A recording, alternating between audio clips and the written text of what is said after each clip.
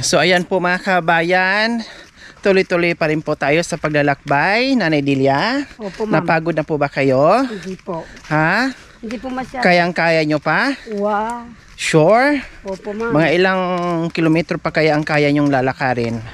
Aba, hanggang doon po sa ano? Sa dulo ng walang hanggan? Sa dulo ng walang hanggan. Oh, sigurado kayo ha? Opo, ma'am. O, tuloy-tuloy pa rin po sa paglalakad at paghahagilap ng mga kabayan natin na naghahanap din ng pagmamahal. Okay, so ayan ang dinadaanan namin mga kabayan. Kung nakikita nyo po ay abo pa rin, no? Kaya mga chinilas namin, oh, kita nyo po, oh, yan ang chinilas ko, yun ang medyas ko kanina, Delia. Oh, namuti na, diba? Kasi ang daanan namin ay abo. So ito yung nilalakaran namin ni Nanay Delia araw-araw. Pasok doon, pasok dito. Akyat doon, baba dito. Ganun po. Kumusta naman po Nanay Delia yung paglalakbay natin ngayon? Mabuti po, ma'am. Mabuti-buti naman.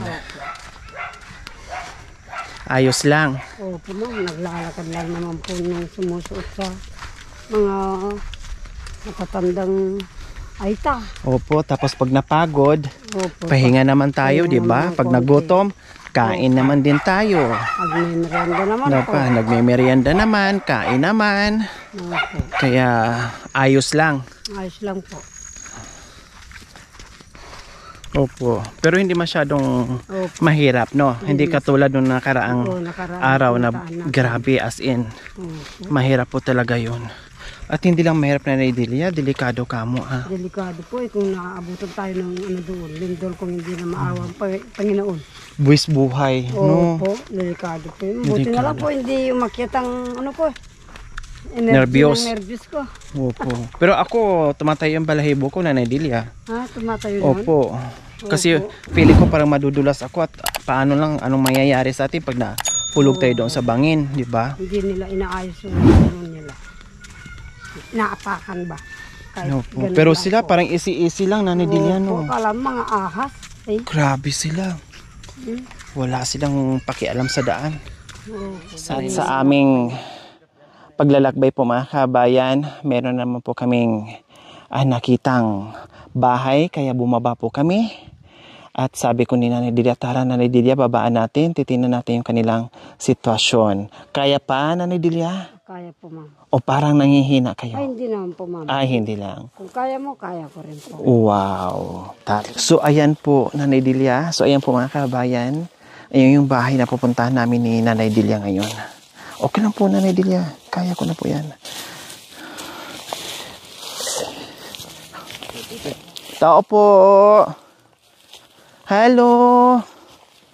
Magandang hapon. Pasensya na sa aming disturbo, Nanay. Ay, kumakain po pala kayo. Lang yung ulam. Ha? Asin. Pasensya na sa aming disturbo ha. Sige, kain po muna kayo. Opo. Ang ulam nyo Yung ay ulam namin yung asin. asin. Asin ang ulam namin. Oh. Kaya ito naman yung matanda, yung umiiyak naman. Bakit po? Bakit umiiyak po si... Bakit anong problema ni tatay, Nay? Bakit umiiyak po si tatay? Mukhang mahina na si tatay, Nanay. Ano?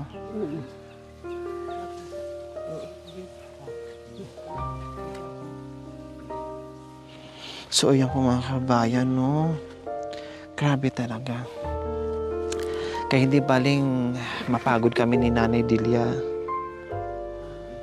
Basta makita lang namin, mahanap lang namin yung mga tulad nila na talagang kawawa dito sa kabundukan. Kaya lagi kong sinasabi kay Nanay Delia, Diyos ko, swerte pa rin tayo kahit papaano. Pati si Nanay Delia, hindi siya napapagod at natutuwa sa ginagawa natin na meron palang mga tulad natin na bumababa dito para mahanap natin sila. Kaya yan po mga kabayan, tulad nito, no, na naabutan natin na hindi nila alam na biglang may darating, hindi rin natin alam na meron tayong nakikitang ganito na sitwasyon po mga kabayan na kumbaga kung hirap tayo sa buhay, meron pa palang mas mahirap pa sa atin. 'Di ba?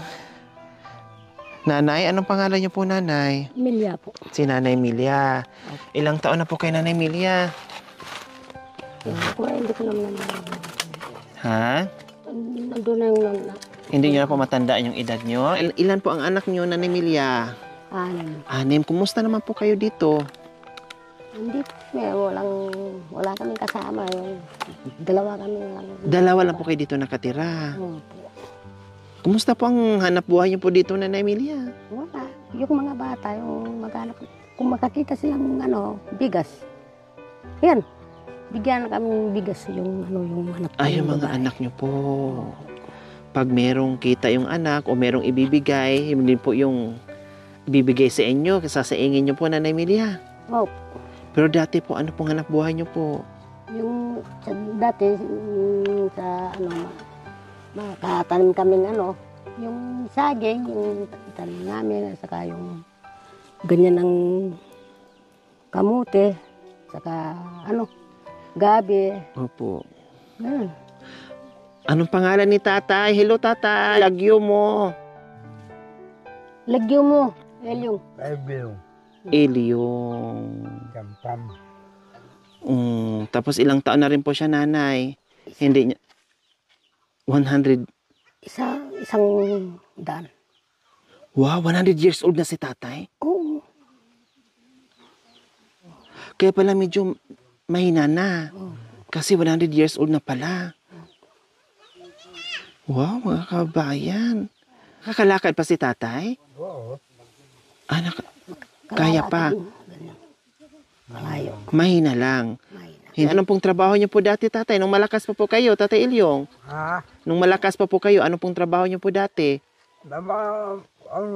Yung saging. Nagtatanim po kayo ng saging. Ano pa po? Wala. Ngayon, hindi na po kaya Pero buti na, kahit papaano, walang sakit si tatay. Mahina lang dahil sa katandaan. Wala naman pong sakit, Nanay Emilia. Opo, wala naman Wala sakit yan. Wala, mahina lang po kayo dahil sa edad nyo na po. Kumusta naman po kayo, Tatay Ilyong? Maayos lang? Di ba, ma'am, sabihin na sa akin po, nakarating na daw sa Garlia.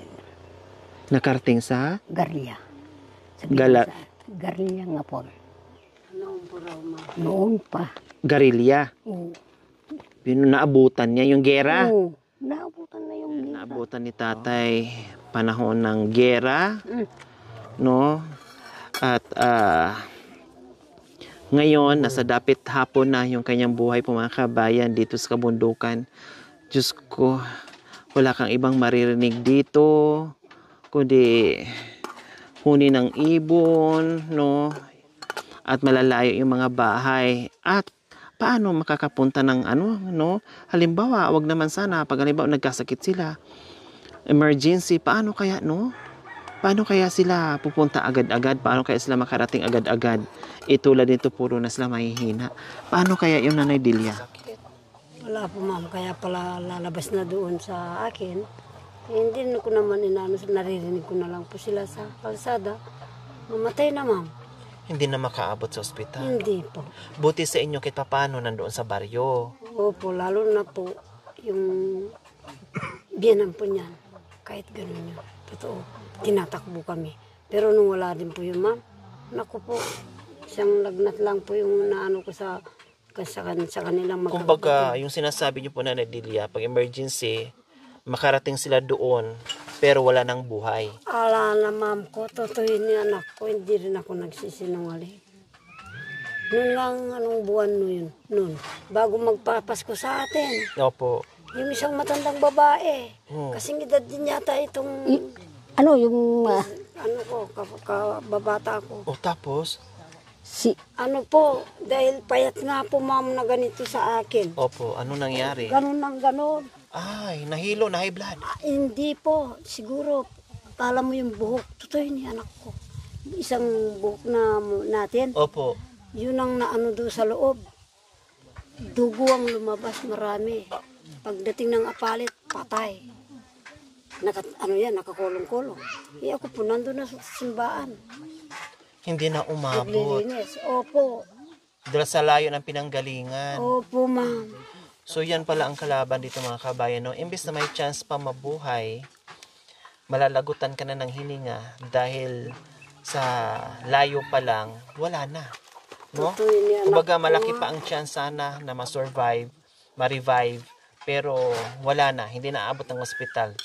Dahil mamamatay na, sa daan pa lang mamamatay na. Buti na lang po, alis na po yung mga anak niyan. Opo, yun ang Pero mga delikado lalaki po dito. yung iba eh. 3 yata ako 5 ang lalaki. Kasi ang layo nito, nanay. Ay, ma'am ko, nagulat na lang ako. Naglilinis po ako sa kapilya. Ba? Nakita ko pa ka lang kanina. Kahapon yata yung nanay mo. Opo. Ginanyan ko po. Yung kapilya ito, doon sa baba. Umiiyak po, ma'am. Bakit? Sinanay ko raw nasa morgue. Ay, ma'am, totoo po. Ma'am ko. Hindi biro ito, ma'am. Anak ko. Kabayan, nadat na natin sila. Ang ulam ay asin. No? Natin Ganon sila din dito. yung mga katutubo. Opo, talagang ganun. Asin, lara, asin, lara. Yun po yung madalas ulam, kardis. Yung mga ganun. Kung ano lang yung mga gulay na dito sa kabundukan. Okay, sige. Bigyan natin ng pambili Kahit ng... puso. Guglayin namin dito.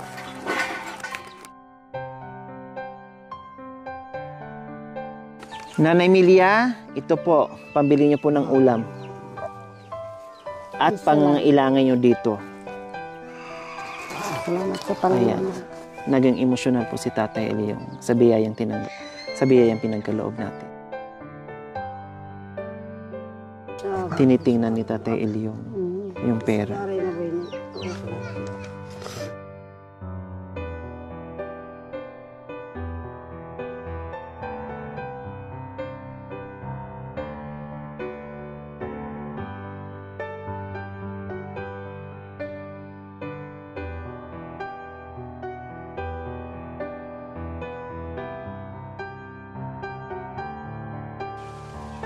Marunong kasi.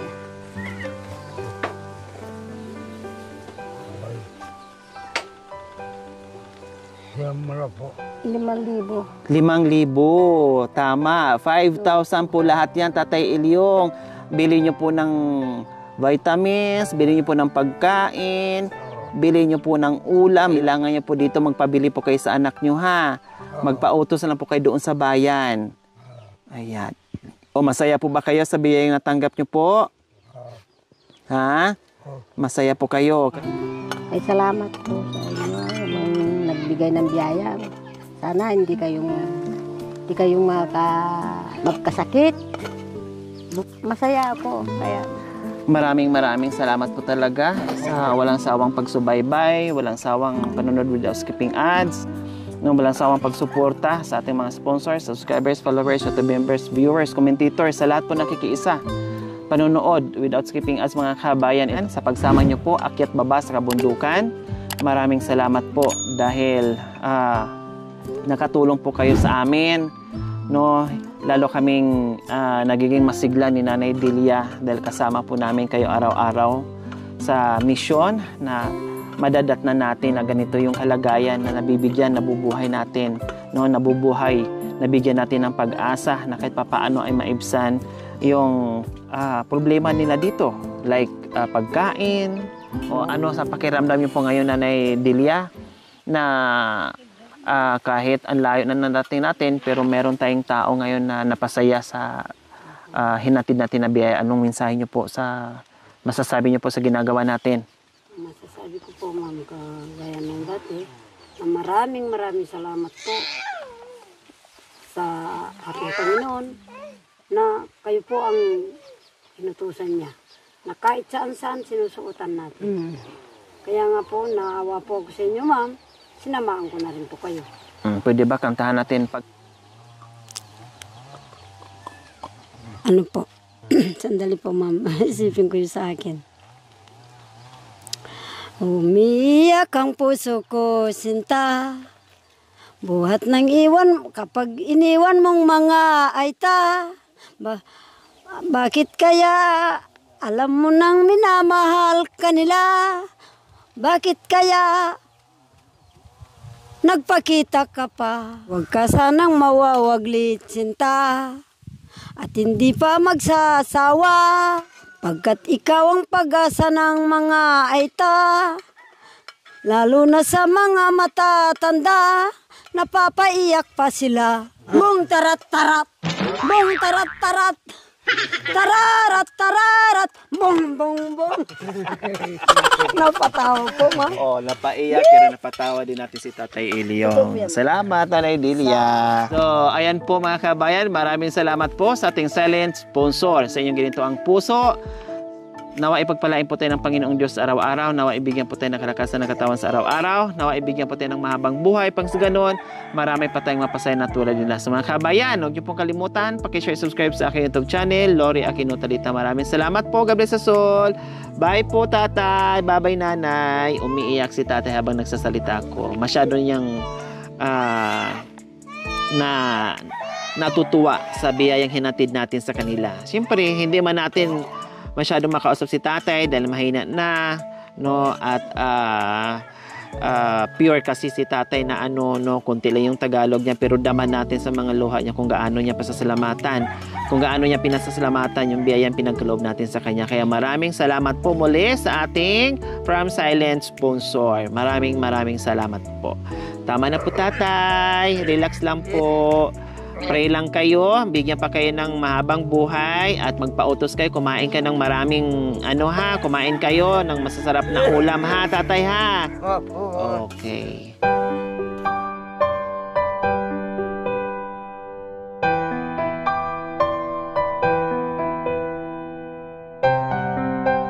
Bye-bye, bye-bye. Salamat. Salamat po, nanay. Nandito.